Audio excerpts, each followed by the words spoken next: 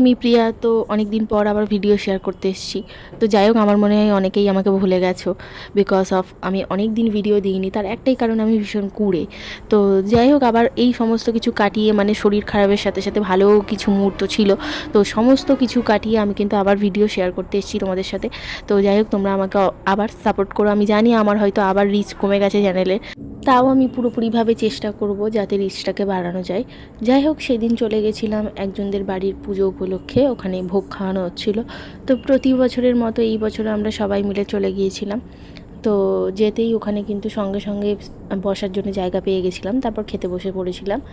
প্রথমেই কিন্তু পাতে পড়ে গিয়েছিল ভাত, তার সাথে ছিল মুগের ডাল, আর ছিল কিন্তু কলার ছেঁচকি। তারপরেই কিন্তু পটল আলু ডাঁটা দিয়ে একটা ঘন্ট মতো ছিল। পটল আলুর তরকারিও ছিল, সাথে ছিল মিষ্টি, পাঁপড়, চাটনি, যা যা থাকে সেগুলো ছিল, পায়েসে ছিল। তো তারপর খাওয়া দাওয়া করে আমরা একটু বাইরে আর কি আইসক্রিম কিনছিলাম, যেহেতু প্রচণ্ড গরম পড়েছিল। আর জানো তো, ইদানিং এত গরম পড়েছে যে বাইরে বেরোনোই অসম্ভব হয়ে যাচ্ছে। তো যাই হোক,